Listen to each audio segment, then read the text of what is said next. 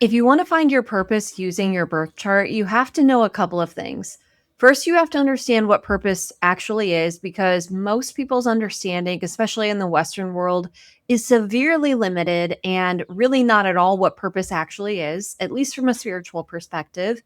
And the second thing you have to understand is what kind of information you can actually get from a birth chart and where to find what you're looking for. That's most important because not every placement in the birth chart is created equally. And most of your birth chart is not speaking about your purpose at all. It's talking about something else entirely. So today I want to tease this apart to help us understand what are we even talking about when we ask, what's my purpose? What kind of information can you get from your birth chart? And finally, where to actually look to find your purpose with your birth chart. Hey everybody, welcome back. I'm Dana Solara. I'm an astrologer and spiritual coach, and I specialize in self-reclamation, using astrology to help you reconnect with yourself, understand what you're here to do, and then live a life that's aligned with exactly that. As I said, the first thing we need to do in order to find purpose with the birth chart is understand what purpose even is. And this is a soapbox I could get on every day because I see it all the time. We come to astrology because we want to know more about ourselves. And we think that at first, that's it. We kind of treat astrology like a cute little personality test, like it's your Myers-Briggs or something. And, oh, I'm a Libra rising. Oh, I'm a Pisces sun. And then for those of us who are watching this video, we go deeper. We realize that there's actually a lot to this astrology thing, and we start to have a sense of how profound it truly is. And so we dig deeper and we discover that the curiosity that led us to astrology is actually just the tip of the iceberg, that we're really after something much, much deeper. We want to know the big questions. Why am I here? What is my purpose? What am I supposed to be doing? And how do I make sure I'm doing that? So that's great. And you can get that information from the chart, but you have to understand that your purpose is so much more than your career and how you make money. We in our Western society conflate purpose with career and specifically money making endeavors because that's the air we breathe. Unfortunately, we're in this system where your worth is equated to what you can produce and what you can amass and what you can make. And whether we've actively embraced or actively rejected that paradigm, it is the paradigm we exist in our society. And so we have to do some conscious work to untangle our sense of purpose from this construct of capitalism and only being as valuable as what we can create and amass. Your purpose from a spiritual perspective is so much more than that. And really, what I want you to understand is your purpose is not something you seek and achieve. It's not something you need to strive to live in alignment with, because your purpose is much more about what drives you. And so it's your motivation for getting out of bed in the morning. It's how you choose to meet the moment and what pulls you and guides you in a certain direction. So your purpose is actually something that you can embody and live in every single day. And it's something that you'll live through in big and small ways. It's about listening to that inner voice, that inner compass, being connected to it and calibrated with it, and having the courage and willingness to follow where it wants to take you. Crucially, your purpose is also not something static. It's not a singular thing that you can just achieve and boom, you're self-actualized.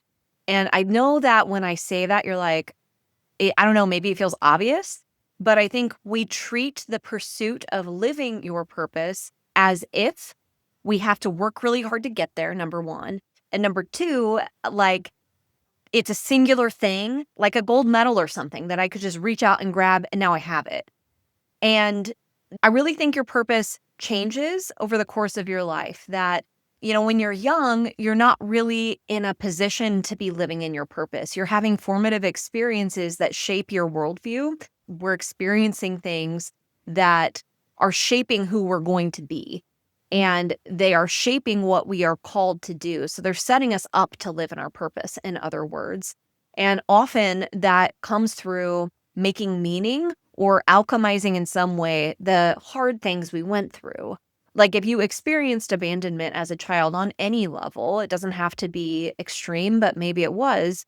then likely part of your purpose is going to be something that will involve healing around that or something inspired by that. And then as you do that and live that out, it evolves into something else because you are learning and growing.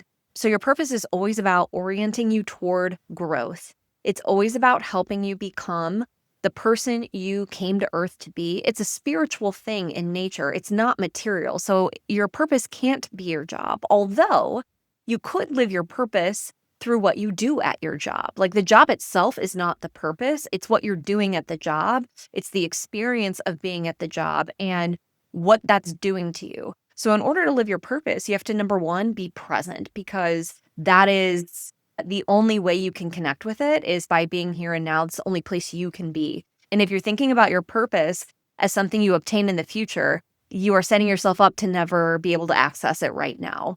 Your purpose is not a self-help project, in other words. It is truly about being present with yourself, being able to hear what you're being called to do in this moment. Again, not just in big ways, but in small, everyday, right now ways. It requires you to be so present.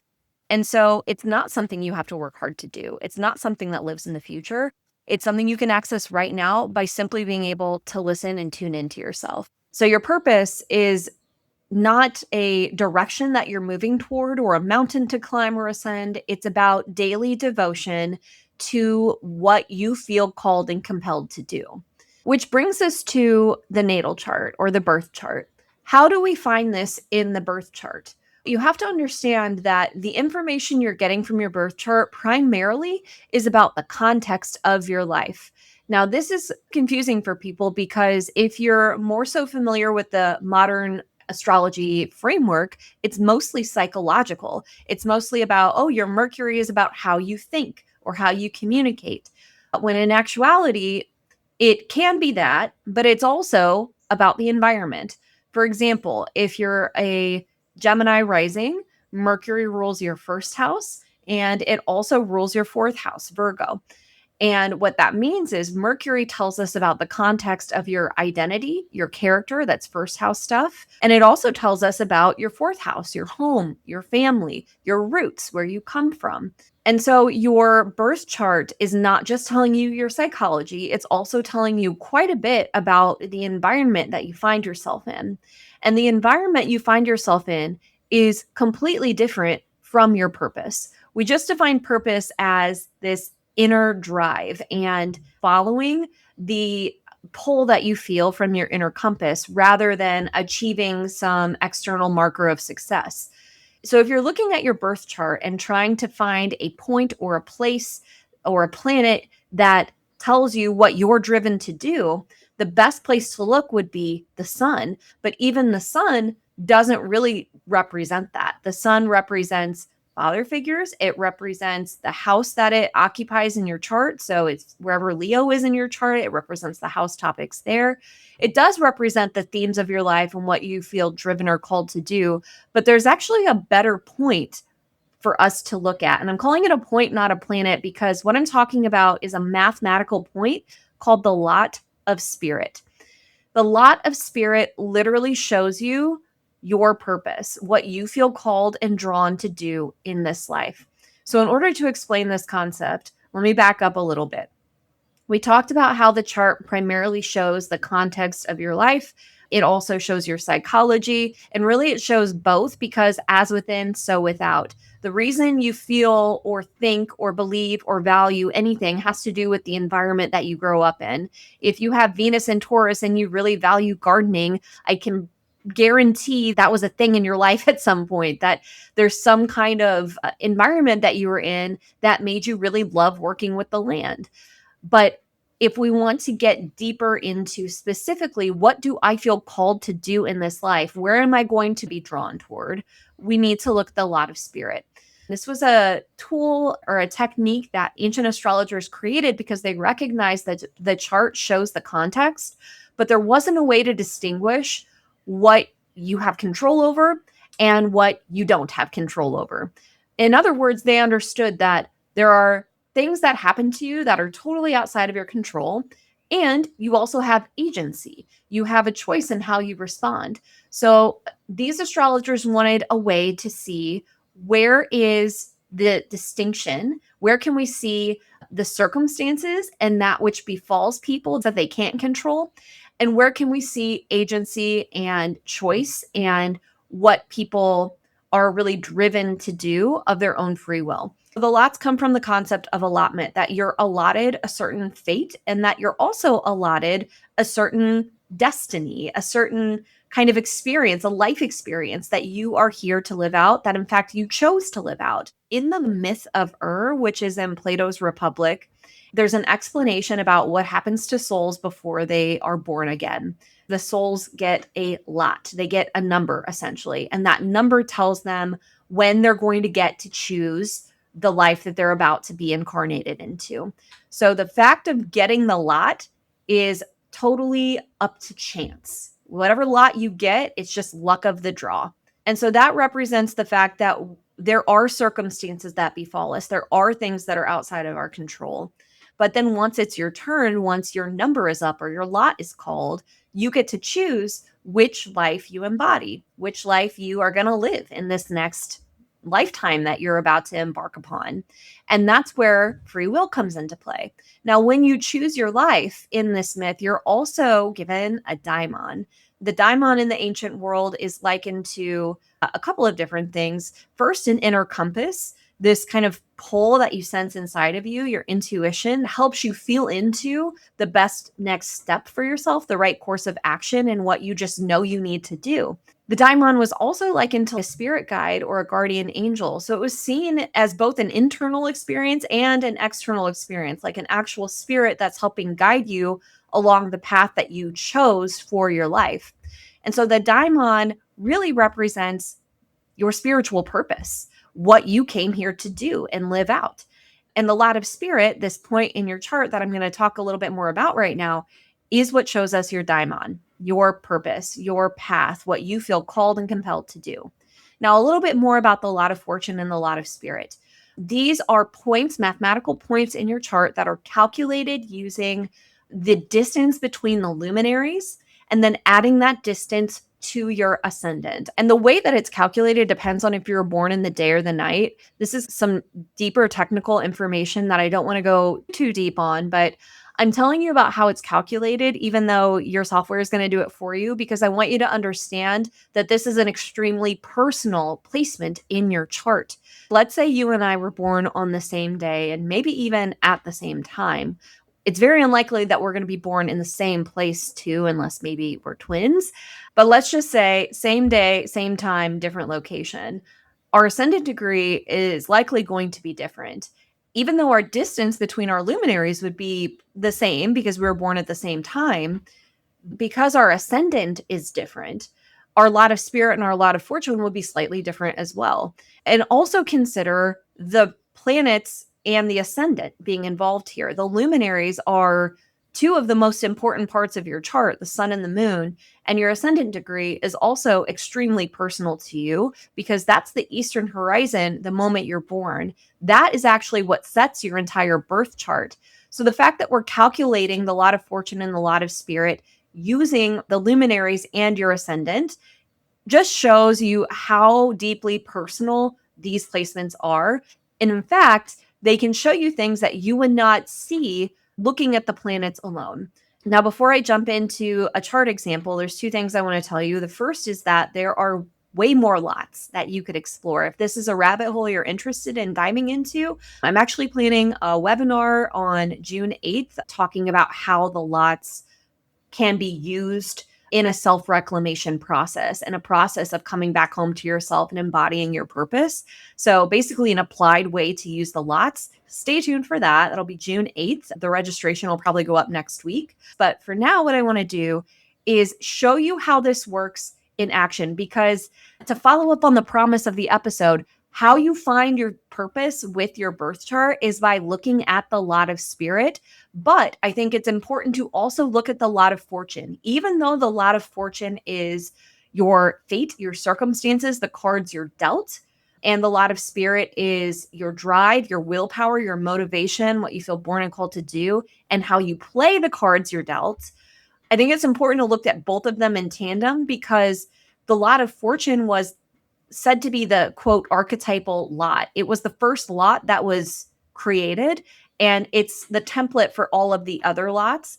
I also think it's really important to look at your purpose, your daimon, your lot of spirit in the context of the confines of your circumstances, meaning thinking about what drives you and what you feel called and compelled to do is just one part of the story. You have to think about that in the context of your environment, of your fate, which is what the lot of fortune tells you. So let's take a look at a chart. So we are looking at RuPaul Charles's chart here, and I'm a super fan of Ru's. I've been watching RuPaul's Drag Race since season 1 on a tube TV in college in 2008. Big fan, and I recently read his memoir, The House of Hidden Meanings, which was really fascinating to read and gave me a lot of insight on Ru's life. And I thought his chart would be fun to look at here. Ru is a Gemini rising with the sun and the moon in Scorpio in the 6th house. Ru's lot of fortune is in his 2nd house in Cancer, and Ru's lot of spirit is in the 1st house in Gemini. So we're going to start with the lot of fortune, and we're going to interpret the lot of fortune the same way we would interpret any other planet in the chart. We're going to think about the house and the sign that it occupies. We're going to look at the ruler of the house. So which planet is in charge of this zodiac sign? Where is it? How well is it placed? And we're just going to kind of dig in from there. I will say too, if I were doing this on my own for a client, I would go much deeper than what I'm about to do here. My goal right now is to make this accessible for you so that if you're not a professional astrologer, you can still get a lot of really good insight from this. But we're not going to go too deep into some of the other kind of dignity that we can look at. For example, we could look at a triplicity ruler. We could look at bound rulers. We could look at decans. We could look at derived houses. There's a lot that we could do that is kind of outside the scope of this. My goal right now is just to make this very accessible for you. So we simply start with where is the lot of fortune in the chart? In Cancer, in the 2nd house, co-present with Mars, which means Mars is also in the 2nd house in Cancer. Okay, immediately, Mars is in fall in Cancer. And we know that the lot of fortune tells us about the general circumstances, the fate and fortune of Ru's life, the cards that Ru is dealt. So Ru grew up in a home where his parents fought a lot. There wasn't a lot of money, and his father had an affair. And he tells this story about this really important moment in his childhood where he sat on the porch waiting for his dad to come pick him up. And he waited with his sisters all afternoon. And he had to just finally realize that his dad was never coming. And so that's heartbreaking, of course. And you can see how themes of abandonment, which fallen Mars in Cancer could indicate, are really an important pivotal core memory for Ru, that he struggled. There were challenges in his environment growing up, feeling like he had been abandoned and actually having been abandoned, that his father really wasn't there for him. You look at the ruler of Cancer, and it's the moon in Scorpio here. So the moon is in detriment in Scorpio. It's opposite its home sign. This is a challenging place for the moon. And it's fascinating because Ru talks about his mother being very emotionally stunted and being very bitter as a result of what happened. And he says something along the lines of, my mom could see that same sensitivity that she had in me, and she tried to snuff it out, probably because she didn't want me to get hurt like she had gotten hurt. And so I come back to Mars, and I think about the moon in detriment when I think about that story, that it was not okay to feel deeply in his childhood, and that he had to be guarded with his emotions. And that was the example that he was given. And yet there are mitigating factors here. And that's what I want you to take away from this too, is that there's always strengths and challenges in every single chart. But in this chart, the strength is that the moon and Mars, while in challenging positions, are in mutual reception. In other words, the moon is in Mars's sign and Mars is in the moon's sign. So there's a way in which these planets can help each other. And what that looks like for Ru is eventually healing. he eventually grows up and understands that this is what his mom was dealing with. And also, his mom encouraged him. His mom always believed in him and essentially told him, I know you're going to be a star. It does go to show that despite the environment being challenging and Rue really being forced to figure things out on his own, that there was support there, that there were people there to help him, like his mother. Now, the sixth house being involved with this lot of fortune, given that the moon, the ruler of the second house, is in the sixth house, tells us that Rue had to work. He had to do it all himself. The sixth house is like a house of the self made person. That's not always how it's going to manifest because it's a place of hard work. But Rue always understood that it was up to him. If he was going to do this, then he had to go out there and do it. He was not afraid to hustle. He was not afraid to pitch an idea. In fact, one of his early career successes was him sending in a VHS tape to some public access TV show in Georgia where he was living. And they were like, cool, come on, come to the show. And it was through his own effort and hard work that he was able to do that. And so you can also see Mars here of, hey, I'm not giving up. I'm fighting for what I want. And what's really fascinating is at this point in his life, Rue's fucking rich, right? And that is not really something that you would think if you were looking at the planets like Mars and fall in the second house, ruled by the moon in detriment in the sixth. One interesting thing that you can do, and this is a little beyond what I was planning on teaching today, but you can treat the lot of fortune like a secondary ascendant degree. If we assume that the second house is in fact the first house because we're treating the lot of fortune like a secondary ascendant, you can look to the 11th house from that new first house, a derived house from the lot of fortune, essentially. And that can tell you a lot about where and how the native makes money, which in fact, the lot of fortune is a really acute place where we can get a sense of money and finance and material resource in the native's life. So we see that it's the 12th house and it's ruled by Venus because it's Taurus. And Venus is in Rue's 8th house in Capricorn. It's co-present with Saturn and Jupiter. And Rue's career really started to take off once he teamed up with, what are their names? Randy and Fenton, these two managers who really helped Rue create his first single, Supermodel of the World, and I think are still involved in the production of Drag Race today and certainly made it what it was. So we see that it's through Rue's partnerships and the way he teams up with people that he's able to find financial success. Venus is also conjunct Jupiter in his chart. And even though Jupiter is debilitated here, we can see that it is still helping him, that there is still abundance here. And if we consider that Venus placement with our derived houses, it puts it in the 7th house, which still speaks to partnerships, close friends, people being there to support you, and that being a means through which you can attain material security and wealth. So that's a lot of fortune. Let's bring the lot of spirit into this. Rue's lot of spirit is at 17 degrees Gemini, which is Rue's first house. So one of the things we learn in the House of Hidden Meanings is that before Rue was born, his mother went to a psychic and she said, Rue is going to be a star. I don't know if she called him by name, but she was like, this kid is going to be a star, is going to be super famous. And that was referred to throughout his life as like the prophecy that his mother had told him about the prophecy. And Rue knew it to be true. When he heard that, he just understood this is how it's going to be for me. I am going to be a star. Absolutely no question about it. He knew that he had it in him to do that. And I see that as the lot of spirit being in the first house. Rue having a strong understanding that he had something in his identity that was for the world, that was a part of his purpose to offer his creativity and his character. It reminds me of one of his catchphrases, your charisma, uniqueness, nerve, and talent. Rue understands that on a very deep level.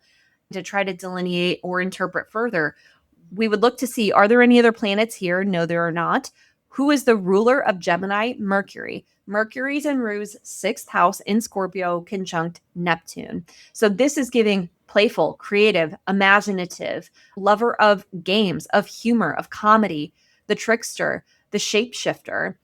And being a drag performer is quintessential Mercury. It is such a Mercury thing because this is a shapeshifter, someone who can change and shift their identity, but it's also very much a performer. And so you add Neptune to that. Neptune often can speak to fame and celebrity. Now it's in the sixth house, right? And we already said that this means it's not going to come easily. There's hard work involved here. But because Rue followed that pull, that inner compass that he sensed and that was given to him truly, hey, you have it. You are a star. And he followed it in a very mercurial way. So he was on the Gong Show, for example, a variety show, so mercurial. The public access show he was on was also a variety show. He was a go-go dancer. And then, of course, again, drag, very mercurial. So you can see that Rue's innate sense of what needed to be done to fulfill the prophecy was performing, entertaining, putting himself out there and not being afraid to believe in himself. He really understood that and he followed the call despite the challenges. Okay. So this is where we try to weave them together.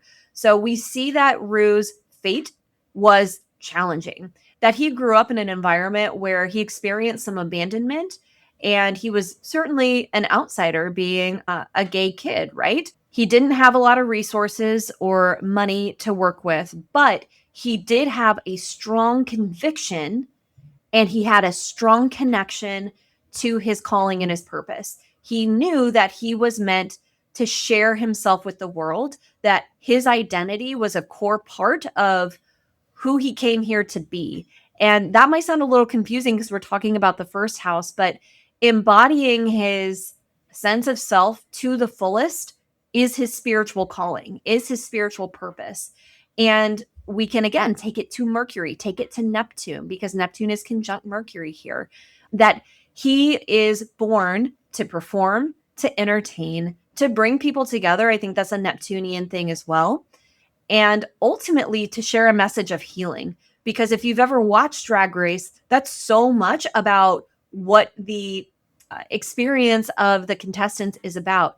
Rue's always talking about confronting your inner saboteur and understanding that there's a part of you that's going to try to derail you, but you can't listen to that, that you have to trust yourself. You have to own your charisma, uniqueness, nerve, and talent, your cuntiness, if you will. And I will, because it's my channel. I will say that. And Rue would have never been able to be that person had he not had the challenges that he faced that we can see from his lot of fortune. He was only able to embody the call that his lot of spirit shows us. He was only able to work with his Daimon because of the challenges that he experienced and eventually overcame. He made meaning of them and he listened to the compass anyway. And I think this is really important because when we're living through the challenging circumstances, we are not in a position to make meaning of it. We're living through it. So all we can do is have faith in our Daimon, in our calling, in that inner compass that's pulling us in a direction. It may feel like the world and winds of fate are working against us. We may have been dealt a shitty hand, but we ultimately have a choice in how we play the cards we're dealt.